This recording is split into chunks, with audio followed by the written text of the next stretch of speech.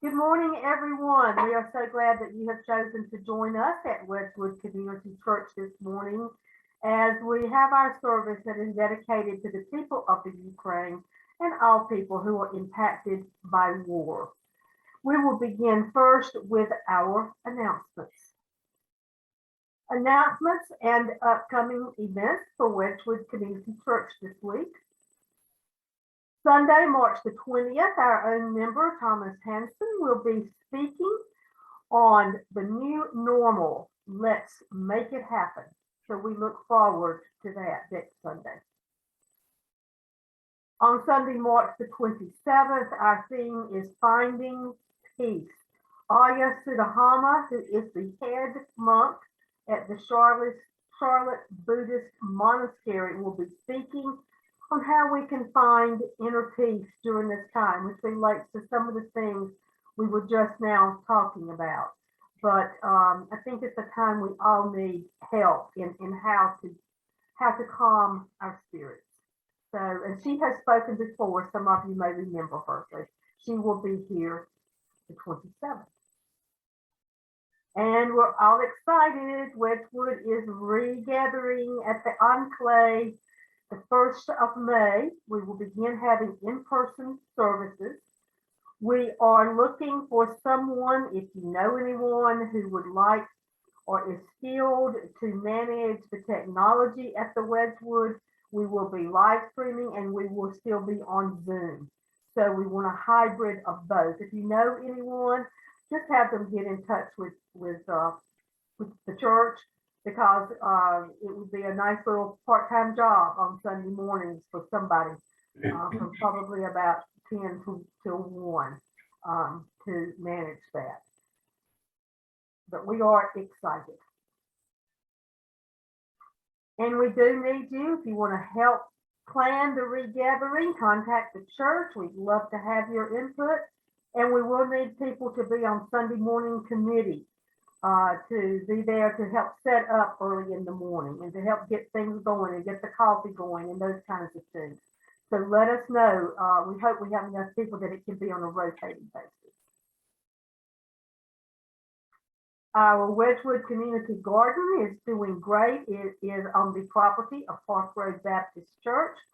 And we are preparing the beds and getting ready for early spring planting. The seeds are already planted in little pots and they will be ready to put in the ground before too long. So contact us if you want to be involved and help with the community garden spring and all summer. We've kept it going pretty much year round. And our food pantry, as I spoke before, is in great need. We need people that will work, and we need people that will donate to the food pantry. All of these things are greatly needed, and financial donations are awesome because they can do the shopping and get exactly what is needed for the food pantry. So you can also donate financially. Upcoming events, our Social Justice Book Club is finishing the book and beginning another. And the next book will be Feminism is for Everybody by Bell Hooks. And you do not have to purchase the book. If you will contact us, we can get the download to you. So join us on the 24th. Connect with us. Lots of ways. Instagram, our Facebook page, if you can keep up with that, because that's where all the news comes out during the week from Wedgwood. And our website, if you want to know more about Wedgwood, we've really got a very inclusive website now, so be sure to check that out. And you can always call us or email us anytime. We're here to help. And we try to keep the announcements short on Sunday mornings, but we have a weekly newsletter. And if you're not receiving it, please contact us, because there's a lot more events, a lot more information, and a lot more details in the newsletter. And we're here to help. Anytime you need someone, you can contact me, Ministerial Coordinator, Liz Swab, who is the Community Outreach Coordinator, and Ashanti, our engineer, our music coordinator. Don't hesitate to reach out to us. And please give to support the ministries of the church. Our gifts today, we are giving all of our offering today to an organization that is helping in the Ukraine. You received information on that organization. They've been in existence since 2014, so they're well established, and they are getting medical supplies through. So we will give our offering to that organization today. But you can also give to the food pantry. If you just go to our webpage and give, and you can indicate on that, and I think also Venmo, and you can mail a check and say it's for the food pantry, and get donations to the food pantry those ways too. So we appreciate it. And thank you. Opening words today. As we think about the Ukraine and the horrors of war and what so many people are facing and dealing with. There is pain in the world. We numb it. We ignore it. We look away. We try to fix it and we make it worse. We cause it sometimes. Take away the source of the pain. Take away the evil. Take away hate. Take away the source that is pride, and the source that is ignorance, and the source that is apathy. Forgive our part in the pain of the world. Heal us. Heal all. Heal the world. Heal us. Heal all. Heal the world.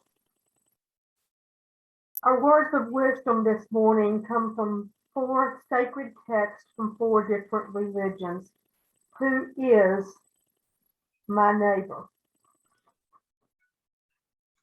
Good morning. I'm referencing the Hindu tradition. Let a person never turn away a stranger from his house. That is the rule. Therefore, a person should by all means acquire much food for good people to say to the stranger, there is enough good food for you. And this is from the Sikh tradition. None is our enemy. None is a stranger to us.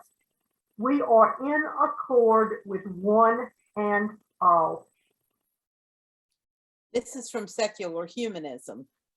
To feel the intimacy of brothers and sisters is a marvelous thing in life.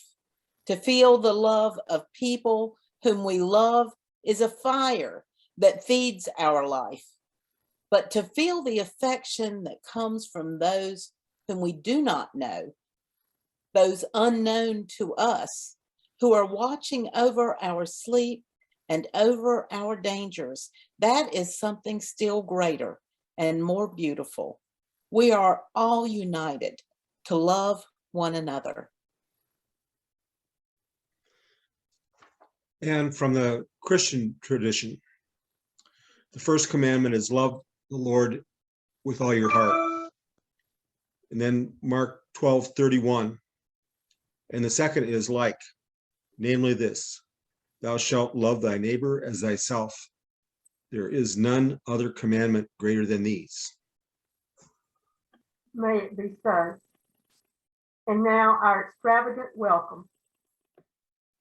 We are all welcome here.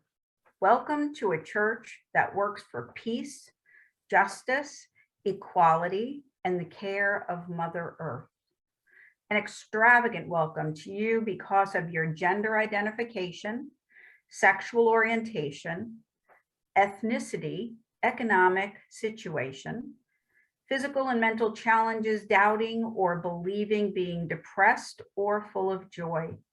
We are a community of curious and creative spiritual seekers, striving to learn and embody the way of Jesus and other spiritual leaders. Like Jesus, we focus on the plundered and the marginalized as we try to address the major issues of our day. One of the ways we seek to heal the world and ourselves is through sharing parts of our personal story. We are all welcome here. Here. Yes, we are all welcome here. And now if you have young folks in your house that you would like to bring over this morning, we will have our moment for all ages. And it is for all ages, so it is for adults as well as children. We're all young at heart. Anybody know what this is? Band-Aids. Band-Aids. What have I got here? Cotton balls. Cotton balls. Anybody ever had to put this on? Sprained ankle. Oh yeah. Ace Vicky bandage. just had one, and oh, this I hate to use. It's spray for bee stings and itches and poison oak and all that stuff. Well, when my children were young, we had all of these things in a nice little kit, and I bet you've had that too. And we called it our first aid kit. And we always had it ready if somebody had an injury or somebody had an accident and needed help. And we used to go camping. We had a pop-up, we tent camp, and then we had a pop-up camper. And we camped all across the United States. And we always took our little first aid kit with us.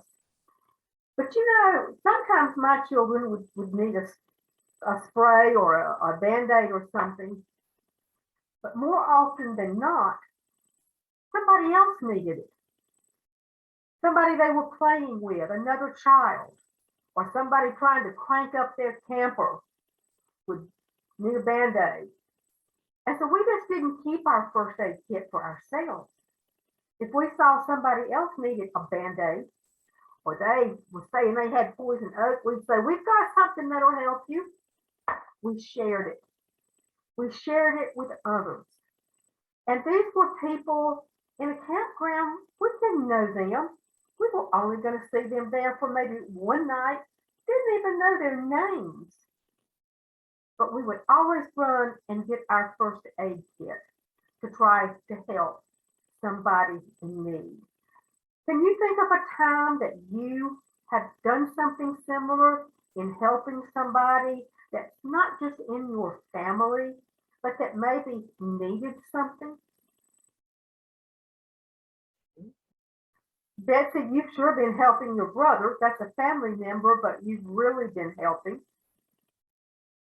There was one time where I was in Boston and I was coming from church and I came out of church and it was really, really cold that day, really cold. Like you would run to your car because it was so cold. And I saw a man walking down the street with no coat. I could not believe it because I was cold and I had a coat on and I was running to my car. So I took my coat off and I gave it to him. And he said, no, no, no. I said, please take my coat. Please take my coat.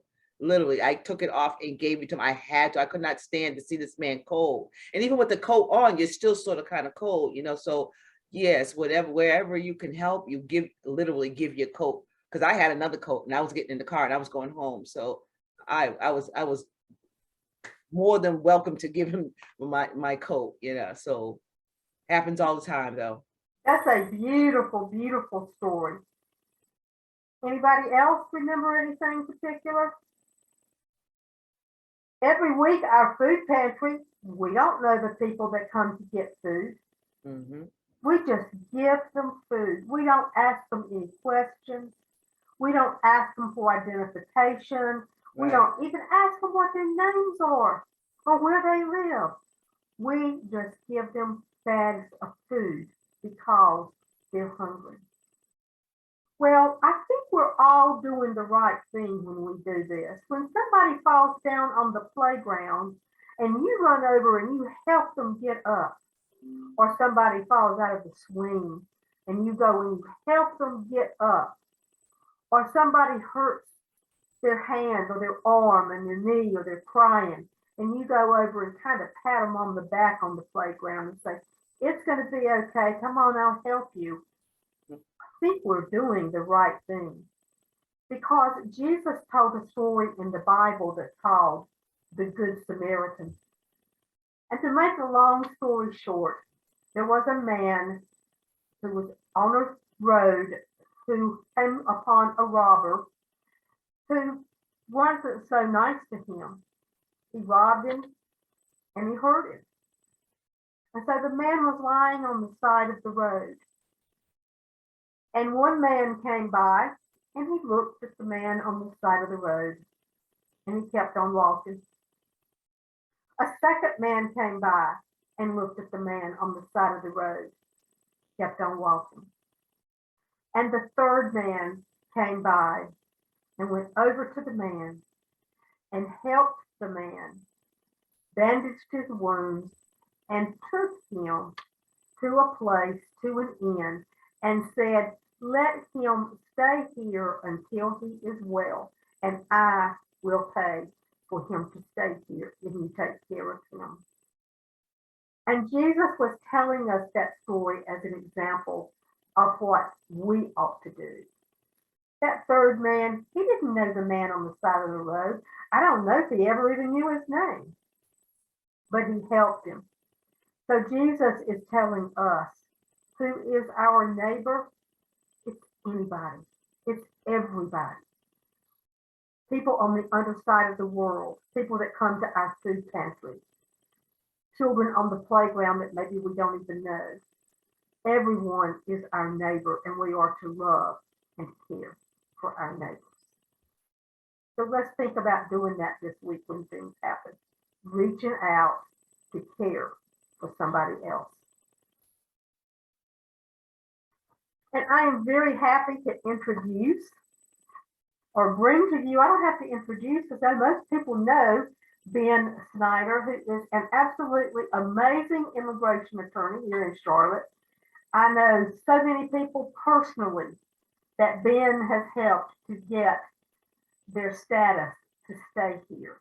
And so I want to say a big, big thank you to Ben for what he does, first of all. And then we are very thrilled to hear your message and to share with us who is our neighbor, Ukraine. Well, thank you, Melba, and thank you everyone for sharing your time this morning and for keeping our neighbors, the Ukrainians, in our thoughts and prayers, and hopefully soon in our deeds, in our actions. It's great to spend time with Wedgwoodians again this morning. I'm very happy to see a lot of familiar faces and a couple new ones. And again, I just want to thank Melba for the opportunity to share a little time together and talk about this terrible, tragic situation going on in Eastern Europe right now, something that our world has not seen at this scale in more than a generation, more than a couple of generations. I'd first like to start with sharing my screen here. I want to see, yes.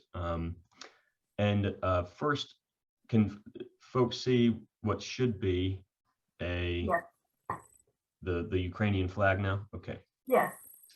Let's first start by getting to know our neighbors a little bit. Ukraine, modern Ukraine, was founded on July 16th, 1990, when the nation of Ukraine declared sovereignty from the USSR, corresponding with the fall of the Soviet Union.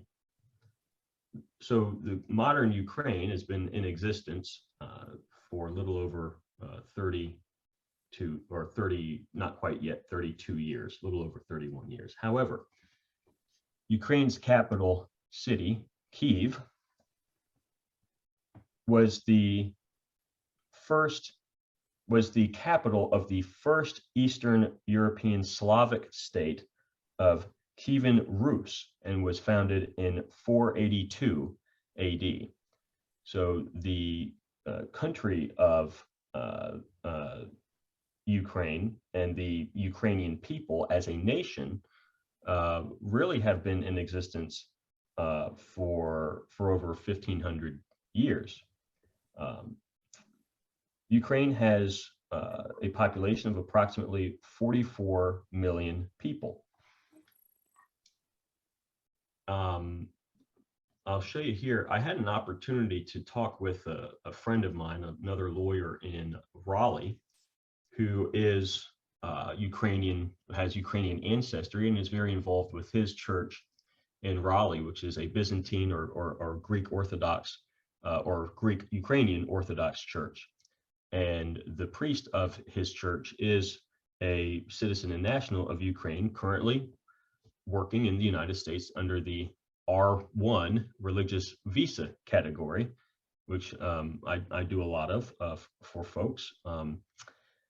And the reason, and this other attorney in Raleigh, his name is Dan Pope. He practices mainly in workers' compensation, but he had reached out to me because the adult daughter and her husband and well, her children, the adult daughter of his church's priest had been asking for ways that she could come to the United States. And so Dan had reached out to me to try to strategize and determine an option for her to secure the appropriate visa to travel to the United States. As an R1 religious worker, the priest does have his other children, younger children here with him in the United States, but his eldest daughter is being older than 21 and married, is not considered a part of his immediate family, and therefore was not able to travel to the United States with the priest. But and I'll get to more of that later. I'll talk more about the discussion I had with my friend Dan and the situation we are trying to find a solution to for his priest's family. But in the conversation, Dan was explaining to me his numerous interactions with friends and family and acquaintances in Ukraine. And he shared with me some images that he took himself in a recent visit to Ukraine just last summer. And let me see if I can pull up his email here, and I'll tell you what we're seeing here. This is a view of the Ukrainian Catholic University in Lviv. His family and his community in Ukraine, Dan's community in Ukraine, is from the western side of Ukraine, Lviv, which is about 200 to 300 miles from the border of Slovakia.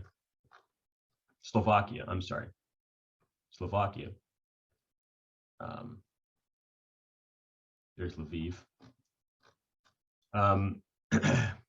One fact I failed to mention, it's important to recognize that Ukraine is the second largest country by landmass in Europe, second only to Russia. So it is a large country, and Dan's family's from the western side of the country. This is a picture of the Ukrainian Catholic University.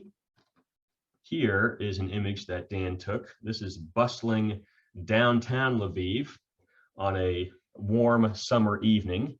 As you can see, folks out and about shopping and going to restaurants or just engaging in the nightlife in the beautiful historic downtown Lviv. Here is an image from, let's see, this is people crossing a wooden bridge to get to the wooden church of, let's see, this is from, this is in Yesenia in the Transcarpathia region near the Romanian border. And this is the town where Dan's priest's family is from. Here is an image of the wooden church. This is, you can see, kind of see the wooden church in the background there of this image. And this is a close-up picture of that church.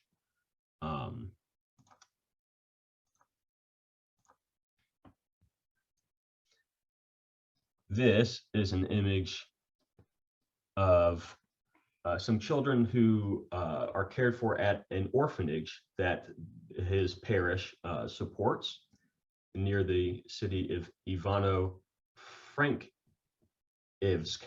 Pardon my mispronunciation there, I'm sure, but the city is called Ivano-Frankivsk, and these are children in an orphanage that Dan's church supports. And sadly, of course, the last image that Dan shared with me during our conversation is this one. This is a picture taken on the first day of the Russian invasion of Ukraine. It shows the smoke cloud from a cruise missile that struck an airport a few miles away from that very orphanage that we just saw in the town of Ivano-Frankivsk.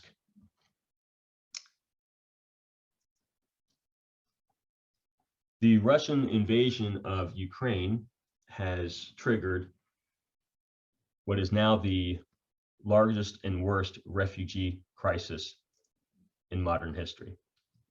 2.5 million Ukrainians have fled Ukraine and are seeking refuge in other countries.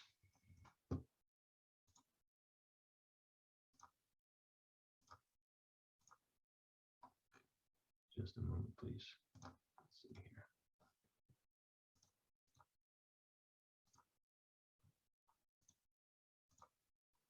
This includes approximately 1.7 million Ukrainians. 1.7 million Ukrainians fleeing to Poland. I'll note, of course, when the United States, under our former president, Donald Trump, had decided to shut down refugee processing at the southern border and create what's called the Remain in Mexico program. That was in response to what was deemed a refugee crisis at the southern border in the United States, in which border crossings were approaching 100,000 people coming from the US, coming from Central America primarily to the United States. Again, now we have 1.7 million Ukrainians traveling into Poland alone. Another close to 200,000 in Slovakia, another 250,000 in Hungary, approximately 85,000 in Romania, and another 100,000 in Moldova. Estimates range between 2.5 to 2.7 million refugees who have left the country of Ukraine. So these are the images that we now see of our friends and neighbors in Ukraine. Mostly women and children, as the Ukrainian government has suspended or prohibited the departure of all men ages 18 to 60. And the vast majority of men are remaining in Ukraine to take up arms in defense of their nation. These are some of the images of our neighbors in Ukraine. This is a temporary shelter that was set up quickly at the border with Poland.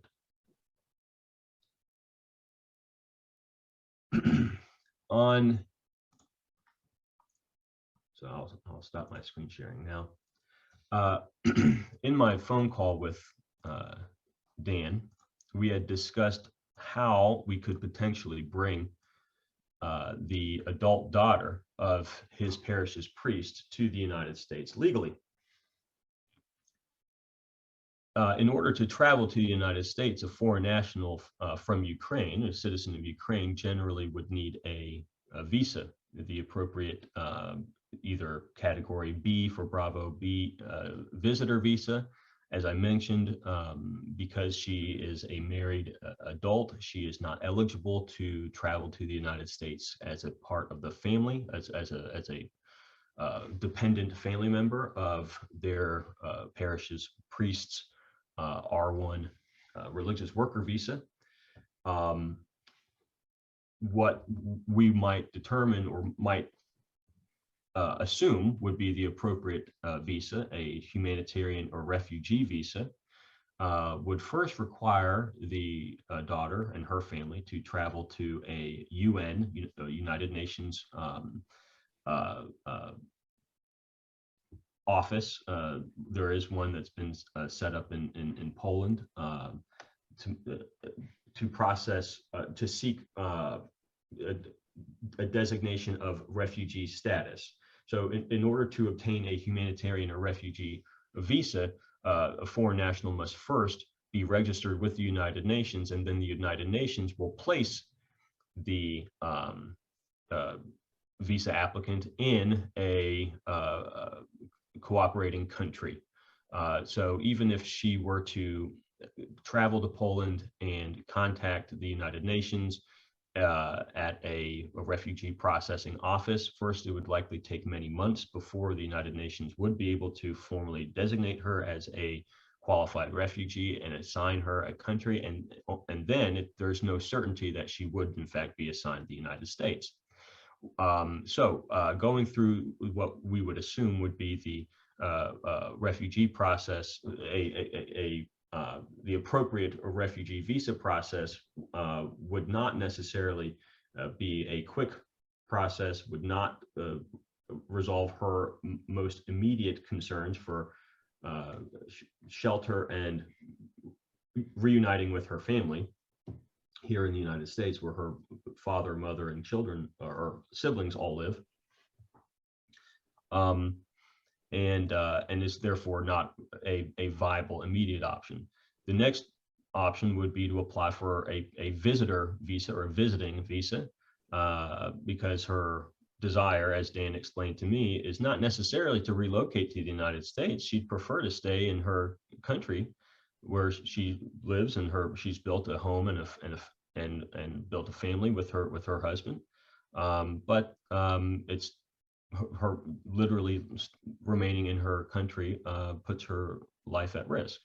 But the idea is that she would hopefully, her idea was I could travel to the United States as a tourist with a tourist visa, just to stay with family for 6 months or so, and hopefully this entire situation will be resolved by then.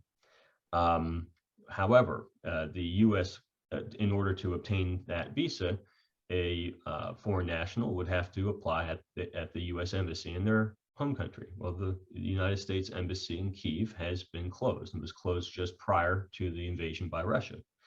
U.S. consular officials have been reassigned and have vacated the embassy. The next soonest available appointment at the U.S. Embassy in Warsaw, Poland, is in October of this year. And the next soonest available appointment in Romania is in June 2023. And the U.S. consulate in Moldova is not presently accepting visa applications. So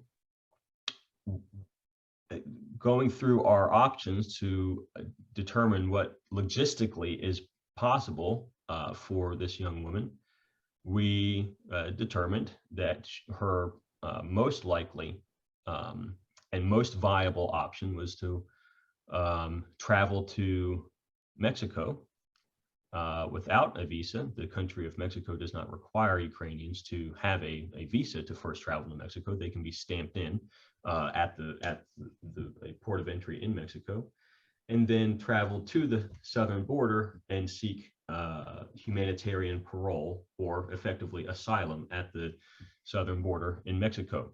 We also discussed doing the same thing through the the northern border with Canada, which first, however, would require her to obtain a Canadian visa to travel to the country of Canada. But it appeared that there may be better, maybe more realistic options to get the appropriate visa through a Canadian consulate. But either way, it would be virtually impossible for her to obtain the appropriate visa to travel to the United States lawfully anytime soon, because of the sheer fact that the embassies are closed and or are backlogged months and months and months. So a logistical problem. The United States, unlike the United Kingdom, has not withdrawn our visa requirements for Ukraine. The United States does maintain a program called the Visa Waiver Program, where citizens of numerous various countries are free to travel to the United States without a visa for up to 3 months at a time. But Ukraine is not on that list and has not been added to that list, whereas the United Kingdom has added Ukraine to their list of visa-free travel countries in a equivalent program. So we determined that the best way for her to travel to the United States would be to first travel to Canada or Mexico and then seek asylum at the border. And in realizing that the best strategy was really an extra legal strategy, I'm reminded of a passage here from the new book. This came out earlier this year, or maybe late last year, and I recommend this for everyone.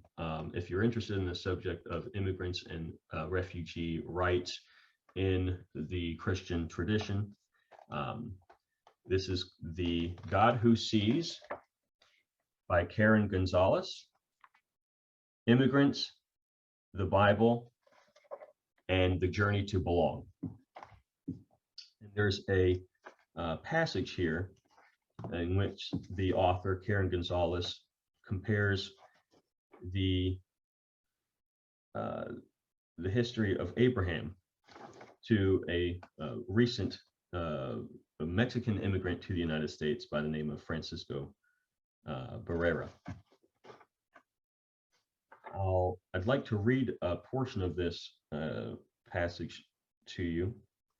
The most significant, in my opinion, starts here, in which Karen Gonzalez makes the very poignant remarks that Abraham does not have the permission of the authorities to enter Egypt when he traveled to Egypt. He later entered into the land of the Philistines without appropriate authorization. But he and Sarah seek only to find sustenance and a livelihood. They do no harm to the people upon whose land they have trespassed.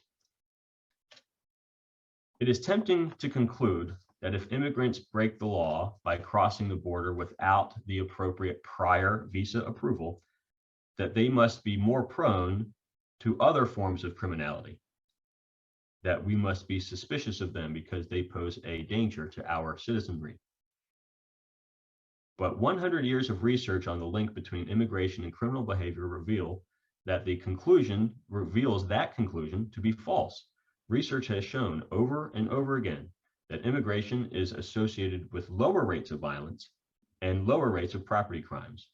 Immigrants are actually less likely than the native born to commit serious crimes or to be imprisoned. Now, none of this means that laws are not important or that laws should be broken at will. When we find ourselves in situations we would rather escape, breaking the law should not be our first impulse. If it's possible to obtain the correct visa, we should first obtain the correct visa. However, God's law consists of instructions for everyday life and worship in the Hebrew scripture tradition, while also giving direct guidance on how to form a just society. Many of the laws given in the United States Constitution were intended by the founding fathers to protect the republic that they sought to build. I believe in laws. I also know that when we follow Christ, our first allegiance must be to him. For Christians, allegiance to any nation is secondary. When we are part of the kingdom of God, our first loyalty is to that nation that covers the entire globe and knows no borders. As the Apostle Paul reminds us that Christians, and reminds the Christians in the Philippian church who lived under Roman rule, our citizenship is in heaven. We look forward to a Savior that comes from there, the Lord Jesus Christ. As much as it is important to respect and believe in human rule of law, we should wonder that if we often value our human-made laws more than the human beings they were designed to guide or protect. The immigration laws of Canada and the United States, or of China or of Germany, are not God's immutable laws. The United States is a constitutional republic whose laws change all the time because citizens recognize that the law is not inerrant. Remember, at one time in US history, it was legal to own people as property. It was legal to count an African brought here in chains as 3/5 of a person. It was legal to deny women the right to vote and own property. People eventually, over time, recognized that these laws were unjust and they were amended, rightfully so. It is an imperfect process, yet one that has resulted in a much more just society over time. Just as we set Abraham's transgressions within the context of his larger story, we must also listen to the stories that immigrants are telling us. As followers of Jesus Christ, we respond to a higher law than the law of nations. We also know that good laws are organic and not static. They respond to people's vulnerabilities. They resist harming people who get caught up by forces beyond their control, forces that put them in a position of having to take terrible and dangerous risks in order to help and protect themselves and their families. Dr. Martin Luther King put it this way when he described the higher law that the Good Samaritan obeyed. Man-made laws assure justice, but higher law produces love. No code of conduct ever persuaded a father to love his children or a husband to show affection to his wife. The law court may force him to provide bread for the family, but it cannot force him to provide the bread of love. A good father is obedient to the unenforceable laws. The Good Samaritan represents the conscience of mankind because he also was obedient to that which could not be enforced. No law in the world could have produced such unalloyed compassion, such genuine love, and such thorough altruism. Amending the laws of an outdated and ineffective immigration system is not beyond our reach. We have the ability to elect leaders and influence legislation, and as Christians, we should. As the followers of Jesus Christ, we are to be obedient to the unenforceable, devoted to the higher calling of Christ, which goes beyond the law of the land. Jesus is at the border, answering the question asked of him by religious legal expert in Luke 10:29. Who is my neighbor? Your neighbor is the Mexican. Your neighbor is the Honduran. Your neighbor is the Salvadoran. Your neighbor is the Guatemalan. Your neighbor is the Ukrainian immigrant in need. Indeed, those of every nationality are our neighbors. Our immigration laws do not reflect and cannot require us to show love and offer refuge and offer help, but God's law does. So I'd like for us to keep that in mind when we consider and we see the images of the refugees leaving Ukraine, but also of the refugees leaving Central and South America or Western Africa or anywhere in the world where they seek refuge in the United States because their home has become unsafe and unlivable. So let us reflect on that this week as we are reminded again and again of the growing humanitarian crisis in Eastern Europe.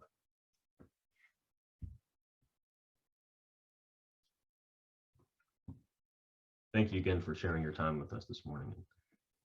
Thank you, Ben, for that heartful message, educational as well as inspiring. We appreciate it.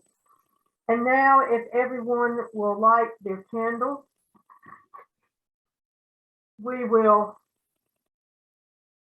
go to a time of silence and meditation and prayer, followed by our benediction, and then Ashanti will close with a song. We'll go to a time of silence, prayer, and meditation.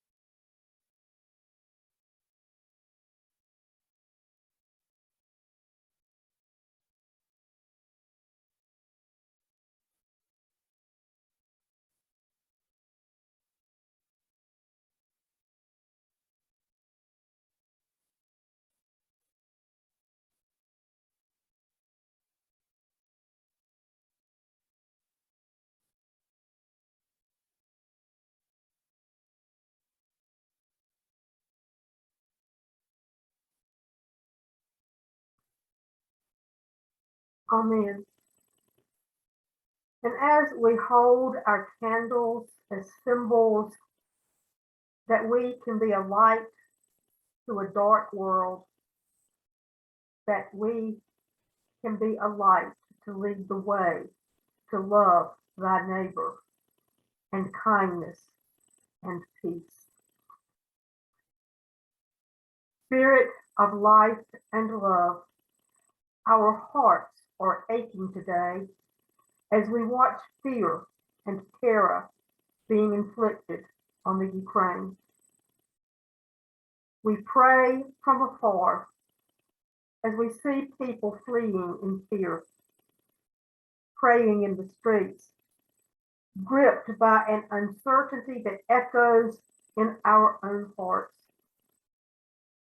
We are reminded of our tie to the humanity of those we have never known. We lift up the parents trying to protect their children, We ache for the children as forces outside their control shatter their world. We ache for those doing what they can to flee the movements of nations. As we lift up those who cannot flee, and we lift up mothers, children, students, people of color who are facing challenges of racism as they try to evacuate a deadly war zone. May the world not turn its face away from this pain. Even in those moments when we as individuals must rest our own spirits from the horrors. May our thoughts and prayers be turned into actions that end this war and the threat of war. May it be so. Our Father, which art in heaven, hallowed be thy name. Thy kingdom come, thy will be done on earth as it is in heaven. Give us this day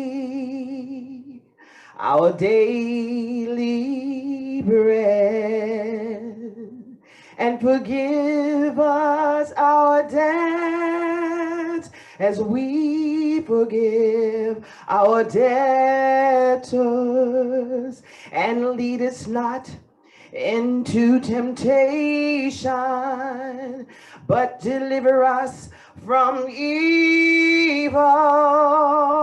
For thine is the kingdom and the power and the glory forever.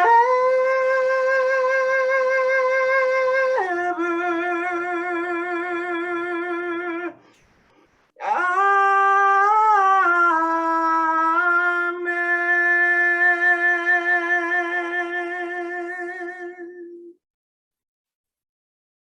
Amen. And may we learn to live in peace.